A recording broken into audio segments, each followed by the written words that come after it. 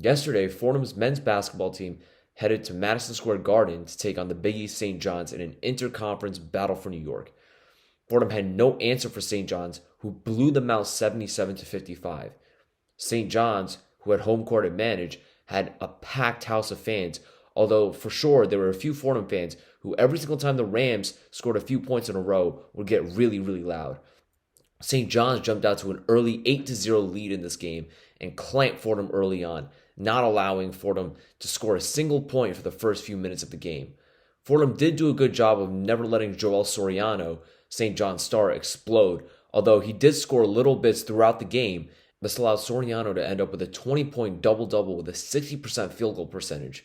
He also was great defensively, as his mere presence affected Abdou Simbila on a wide-open alley-oop layup. Soriano did end up with 3 blocks, and St. John's had a bunch of monster blocks throughout this game. Abdou Simbila, though, answered with a few of his own monster blocks. He had a good game as well for Fordham, having 12 points, 7 rebounds, shooting 5 for 8 from the field, and 2 for 2 from the stripe. And he's arguably becoming the best player on this Fordham Rams basketball team. In general, Fordham shot really poor in the first half, shooting 28% from the field and 14% from 3. But what did keep them in the game was their 93% free throw shooting, which we're not used to, as this team is quite commonly a poor free throw shooting team. On the other hand, for the St. John's Red Storm, they shot pretty well from the field, shooting 46% from the field, 56% from 3. But in fact, their free throw shooting was what held them back, as they shot 29% from the stripe in the first half. In the second half, the game got much chippier, with technical fouls being assessed to Antrell Charlton of the Fordham Rams and Chris Ledlam of the St. John's Red Storm. We knew that they were going to come into the game being very physical. We just try to stay away from that. I feel like I told Chris that we don't need any of that.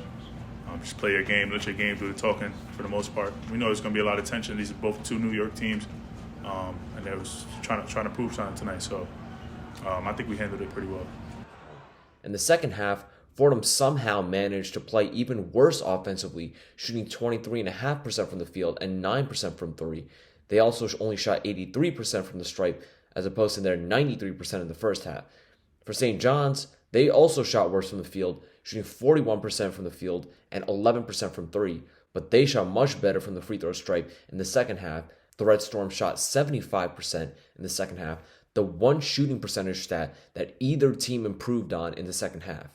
Turnovers still killed Fordham as usual in this game, as they had 21 turnovers, and St. John's had a great defense, except for their fouling.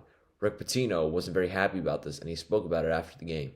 Do you feel like the performance that your team gave today wins a Big East game? Take away the fouling, yes. But you got to take away the fouling. Because, look, let's face it. Anytime you hold a team to 25% shooting, 11% from the 3, but then they shoot 23 to 26 from the line, so take away that. We had a low turnover first half, and then we just made some really silly plays down the stretch. While St. John's did pick up 22 total fouls in this game, Fordham struggled with it as well, picking up 18 of their own. Both teams are going to need to stay away from fouling so much if they want to continue winning games this season. In their next matchup, Fordham will take on Central Connecticut on Thursday, while St. John's will be taking on Xavier on Wednesday and number 5 UConn on Saturday. With WFEV Sports, I'm Will Jing, and I hope to see you back soon.